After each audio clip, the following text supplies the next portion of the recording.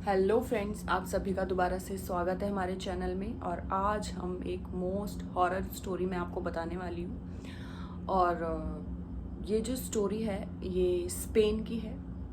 Spain में एक लड़की रहती है स्टेफिना। ठीक है, स्टेफिना जो है वो 18 साल की हो चुकी है और अभी उसने स्कूल पास आउट किया है। फर्स्ट ईयर कॉलेज में वो एडमिशन अभी उसने लिया ही है, कॉलेज जाना स्टार्ट किया ही है। जब तक वो 12th में रहती है सब कुछ बहुत अच्छे से चल रहा होता है। उसकी फैमिली में उसके मॉम डैड, उसका एक भाई और स्टेफिना, ये 4 लोग फैमिली में रहते हैं। चारों बहुत ही खुश होते हैं। स्टेफिना बहुत इंटेलिजेंट होती है और उसका छोटा भाई भी बहुत इंटेलिजेंट होते हैं। ओवरऑल बहुत अच्छी फैमिली होती है।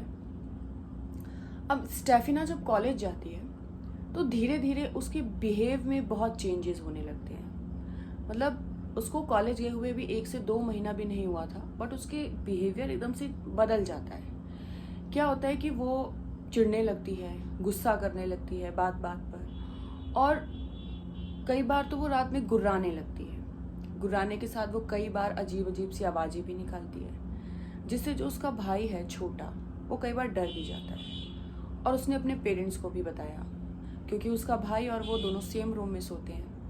तो कई बार वो बोलता है कि दीदी मुझे घूरने लगती है, मुझ पे घुर्राने लगती है और अजीब सी सांप जैसी आवाज़ें निकालने लगती है। पेरेंट्स को लगता है कि भाई ये कोई शरारत होगी स्टेफिना की। वो स्टेफिना से पूछते हैं कि क्या बात है, तुम ऐसा क्यों करती हो। वो बोलती है ये मुझे भी नहीं पता कि मेरे साथ क्या हो जाता है और मैं ऐसा क्यों करने लगती हूँ। हालांकि वो दिन में ठीक रहती है, पर जैसे ही रात होने लगती है उसके बिहेवियर में चेंज आने लगता है। अब एक दिन क्या होता है, स्टेफिना की बहुत ज़्यादा तबीयत खराब हो जाती है। उसकी जो हेल्थ है वो टाइम टू टाइम बहुत ज़्यादा डाउन होने लगती है। पेरेंट्स को बहुत चिंता होती है। वो उसका चेकअप कराते हैं। फुल बॉडी चेकअप कराने के बाद डॉक्टर्स बोलते हैं कि इसको कोई प्रॉब्लम नहीं है, ये टोटली फिट है, मेंटली भी और फिजिकल भी, इसको कोई बीमारी नहीं है। लेकिन फिर भी धीरे धीरे करके उसकी हेल्थ गिरती ही जाती है और वो बहुत कमज़ोर हो जाती है। पेरेंट्स से उसकी हालत देखी नहीं जाती और फिर वो उसको बहुत बड़े हॉस्पिटल में लेके जाते हैं। हॉस्पिटल में जब लेके जाते हैं तो वहाँ पे वो एक एक चेकअप कराते हैं उसका, और इस वजह से उसको हॉस्पिटल में ही रहना पड़ता है कुछ हफ्तों के लिए। जब सारी रिपोर्ट्स आ जाती हैं उसकी, तो सारी रिपोर्ट्स नॉर्मल होती हैं और डॉक्टर बोलता है इसको कोई भी बीमारी नहीं है, ये बिल्कुल फिट है। लेकिन जिस दिन उसको डिस्चार्ज होना था उसी दिन उसकी डेथ हो जाती है। अब उसकी डेथ से डॉक्टर भी बहुत शॉक थे और ऑफ कोर्स उसके पेरेंट्स भी बहुत ज़्यादा शॉक थे कि जब उसको कोई प्रॉब्लम नहीं है तो उसके हमने इतना इसका इलाज करवाया, डॉक्टरों को दिखाया, बट जब इसको कोई प्रॉब्लम ही नहीं है तो उसकी डेथ कैसे हो गई। पोस्टमार्टम कराया गया और पोस्टमार्टम में भी सिर्फ यह आया कि उसके दिल की धड़कन रुकने की वजह से उसकी डेथ हो गई। लेकिन 18 साल की एज में और दिल की धड़कन रुक जाना, वो भी अगर कोई बीमारी ना हो, नॉर्मल सब कुछ ठीक था, ये कैसे हुआ। लेकिन फिर भी पेरेंट्स किसी तरह उसको अलविदा कहते हैं, बहुत दुखी होते हैं। लेकिन वो उनकी पहली बेटी होती है और वो उसे बहुत प्यार करते हैं स्टेफिना से। तो वो उसका जो रूम होता है उसको चेंज नहीं करते। वो कहते हैं कि हम इस रूम को ऐसे ही सजा के रखेंगे जैसे स्टेफिना सजा के रखती थी। वो एक एक उसकी बुक्स, उसके खिलौने, उसकी चीज़ें उसको साफ करते और उसके रूम को डेली बेडशीट चेंज करके प्रॉपर उसको साफ सफाई करके उसको रखते। लेकिन अगले दिन जब वो डोर खोलते तो सारा सामान बिखरा हुआ होता। एक बार, 2 बार, 3 बार, पर डेली ही ऐसा होता। उनको पेरेंट्स को लगा कि ये कौन करता है। मतलब अच्छे से बेडशीट लगाने के बाद, सारी कॉपी किताबें सही से रखने के बाद, सारे टॉयज़ रखने के बाद, जब भी वो डोर खोलते तो बेडशीट बेड पे नहीं होती, फ़ोटोज़ सारी ज़मीन पे गिरी होती थी, सारी बुक्स शेल्फ में नहीं होती थी, सब इधर उधर पड़ी होती थी। अब पेरेंट्स को लगा कि ये क्या है। फिर उनको उस रूम से अजीब सी आवाज़ें आना शुरू हो गई। अभी उसको मरे हुए कुछ दिन ही हुए थे, लेकिन उसके रूम में से आवाज़ आने लगी जैसे कि स्टेफिना अपनी माँ को पुकार रही हो। जब वो उसके रूम में जाते तो वो देखते कि वहाँ बहुत ठंड है, बहुत हवा चल रही है, बहुत आंधी आ रही है। लेकिन जब वो विंडो खोल के बाहर देखते तो सब ओके है, वहाँ पे तो कुछ है ही नहीं। तो उनको लगा कि कुछ गड़बड़ है, क्योंकि सारे फ़ोटोज़ भी गिर जाती हैं। उन्होंने ये बात अपने पड़ोसियों को बताई। उनके पड़ोसियों ने बोला कि ठीक है, हम भी देखेंगे। उन्होंने जब आके देखा तो उन्होंने भी यही देखा। और उन्होंने एक चीज़ और नोटिस करी कि उसके पूरे रूम में, उसका घर जो था वो लकड़ी का था, उसके रूम में वुडन वर्क था। वो सारा वुडन वर्क जो है वो नाखून से खरोचा हुआ है। हालांकि जब वेरोनिका की डेथ हुई थी उससे पहले भी वो उसको खरोचती थी, लेकिन उसकी डेथ के बाद उसके पेरेंट्स वो सब सही करा चुके थे, लेकिन फिर से उस पर वो खरोचने के निशान आ गए थे और आवाज़ें भी आती थी। अब उसकी गवाह देने के लिए कि हाँ यहाँ पर ऐसा भी होता है, पड़ोसी भी उसके गवाह बन गए थे। फिर क्या होता है कि कुछ दिन ऐसे ही जाते हैं, जब वहाँ से बहुत ज़्यादा आवाज़ें आने लगती हैं तो उनके पेरेंट्स उस गेट को बंद कर देते हैं। एक दिन वो उसके रूम में जाते हैं तो वेरोनिका की फ़ोटो, स्टेफिना की फ़ोटो गिरी पड़ी होती है। अच्छा, वेरोनिका मैंने इसलिए बोला क्योंकि जो वेरोनिका मूवी बनी है वो इसी के ऊपर बनी है, एंड दैट्स अ रियल, ये रियल स्टोरी है। वो जब उसके रूम में जाते हैं तो उसकी फ़ोटो पर नीचे गिर गई होती है। उसकी माँ को बहुत प्यार होता है स्टेफिना से, वो बड़े ही प्यार से उस फोटो को उठाती है और जैसे वो उस फोटो को उठाती है वो उसको फेंक देती है। तो उसके डैडी को लगता है ये इसने फेंक क्यों दी।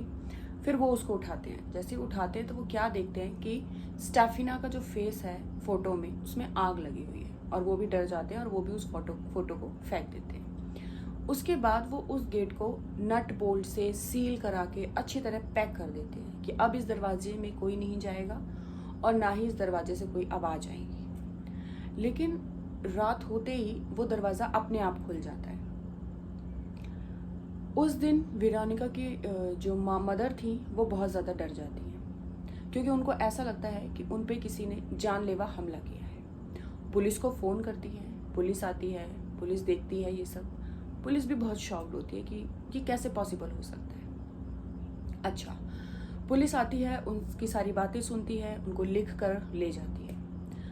अब उसको, वेरोनिका को मरे हुए, स्टेफिना को मरे हुए 15 दिन हो गए हैं। तभी उसके कॉलेज की टीचर्स कुछ उसके घर आती हैं और उसके पेरेंट्स को बोलती हैं कि हम आपको कुछ बताना चाहते हैं। अब उसके पेरेंट्स बोलते हैं कि वेरोनिका को मरे हुए 15 दिन हो चुके हैं और 15 दिन बाद ऐसी क्या बात है जो आपको बतानी है। चलिए फिर भी ठीक है, बताइए। तो वो बताती है कि वेरोनिका की एक फ्रेंड थी और उसका एक दोस्त था, एज अ बॉयफ्रेंड उसका एक दोस्त था। उसकी डेथ हो गई थी और उसकी डेथ के बाद जो स्टेफिना की फ्रेंड है वो बहुत ज़्यादा डिप्रेशन में चली गई थी। लेकिन स्टेफिना को ये चीज़ पसंद नहीं आई, तो उसने बहुत सारी किताबें ऐसी पढ़ी जिनसे वो मरे हुए लोगों से बात कर सके। और वो एक बोर्ड, जिसको हम ओझा बोर्ड बोलते हैं, उस बोर्ड से वो उससे बात करने की कोशिश कर रही थी, जिसमें वेरोनिका और 3 लड़कियां और थी। एक दिन ये लोग कॉलेज के पीछे ये गेम खेल रहे थे। मैं जब वहाँ गई तो मैंने क्या देखा कि उस बोर्ड के ऊपर एक गिलास रखी हुई है और वो हवा में उड़ रही है। वेरोनिका ने, स्टेफिना ने जस्ट, अच्छा वेरोनिका स्टेफिना आप एक ही समझना, ठीक है। जैसे ही स्टेफिना उस ग्लास को टच करती है वो ग्लास हवा में उड़ने लगती है और ये देख के मैं बहुत डर जाती हूँ।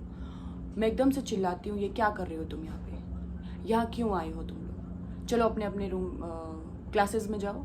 और मैं उस बोर्ड को तोड़ के फेंक देती हूँ। तभी जब मैं वहाँ चिल्ला रही होती हूँ तो एक वाइट सी हवा, एक आंधी आती है और वो आंधी स्टेफिना की नाक में चली जाती है। हालांकि ये देख के मैं बहुत डर जाती हूँ, लेकिन मुझे लगा कि सब ठीक है,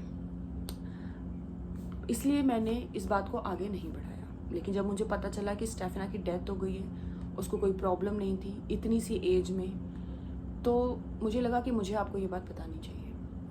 पेरेंट्स ने बोला ठीक है आप बता रहे हो, ओके है, पर अब तो कोई फ़ायदा नहीं है और अब वो इस दुनिया में नहीं है। अब पुलिस आती है, पुलिस को भी ये बात पता चलती है, लेकिन पुलिस मानने को तैयार ही नहीं थी कि मतलब ऐसा भी हो सकता है। फिर वो, उसके जो पेरेंट्स हैं वो बोलते हैं कि अगर आपको सबूत चाहिए तो आप रात में आना घर में। तो पुलिस रात में जाती है और पुलिस भी सेम यही चीज़ देखती है कि उस गेट से आवाज़ें आ रही हैं, वो गेट पूरा पैक है, पूरा नट बोल्ट से पैक कर दिया गया है उसको, लेकिन फिर भी वो अपने आप खुल जाता है। जितनी बार उसको बंद करते हैं वो उतनी बार खुल जाता है।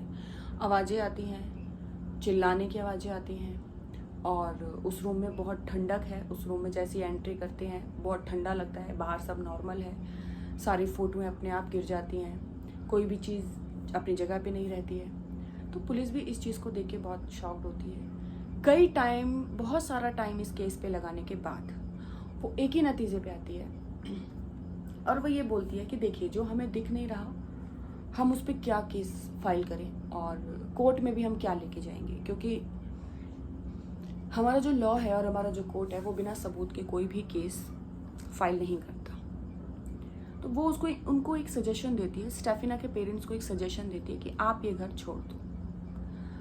उसके पेरेंट्स भी बहुत कोशिश कर रहे होते हैं उससे पहले कि हम ये घर छोड़ दें, लेकिन कहीं ना कहीं उनकी बेटी की यादें थी उस घर में, इस वजह से कहीं ना कहीं उनके पैर रुक जाते थे। लेकिन जब उनके साथ बहुत से केसेस होने लगे, उनके बेटे के साथ केसेस होने लगे, अच्छा, उनका बेटा जो है वो बेड से अपने आप उड़ जाता था सोते सोते। जब उन्होंने देखा कि उनके बेटे के साथ भी ऐसी चीज़ें होने लगी हैं, उनको भी कई बार लगा कि उनकी जान लेने की कोशिश की गई है, उनके साथ भी बहुत बार ऐसा हुआ, तो वो लोग बहुत डर गए और आखिर में आके उन्होंने वो घर चेंज कर दिया। घर चेंज करने के बाद ऐसा कुछ भी नहीं हुआ, वो लोग अच्छे से रहने लगे, मतलब जैसे कि उस घर में ही कुछ हुआ, उसके बाद सब ठीक हो गया। ये एक रियल स्टोरी है, इसके ऊपर ही वेरोनिका मूवी बनी हुई है, बहुत ही डरावनी है, लेकिन मैं आपको बहुत ईजिली और ये कोशिश करती हूँ कि मैं आपको स्टोरी भी सुना दूँ और डर भी ना लगे, क्योंकि ये लोग होते हैं ना बैकग्राउंड म्यूज़िक और ये वो, सच बताऊँ तो मुझे भी बहुत डर लगता है, क्योंकि लास्ट टाइम जब मैंने ओझा बोर्ड खेला है उसके बाद से मुझे भी बहुत डर लगता है। और ये वीडियो मैं रात में बनाती हूँ इसलिए क्योंकि हमारे घर में एक बेबी है और वो बहुत शोर मचाता है पूरे दिन, तो वीडियो बनना पॉसिबल नहीं हो पाता, इसलिए मैं मोस्टली रात में ही वीडियोस शूट करती हूँ। तो आप सोच सकते हैं कि रात में और अकेले वीडियो बनाने में मुझे भी बहुत घबराहट सी होती है, डर लगता है, बट इट्स ओके। अब इंटरेस्ट भी है, क्यूरियोसिटी भी है, तो ओके। तो आपको इस स्टोरी के बारे में कितना पता है, या आप कितना जानते हैं, या आपको क्या लगता है कि ऐसा होता है, नहीं होता है? जो भी आप जानते हैं तो प्लीज़ आप मुझे कमेंट सेक्शन में ज़रूर बताइएगा, और हाँ, वीडियो को लाइक ज़रूर कर दीजिएगा प्लीज़, और अपना ख्याल रखिएगा, अपने पेरेंट्स का ख्याल रखिएगा। तब तक के लिए बाय बाय।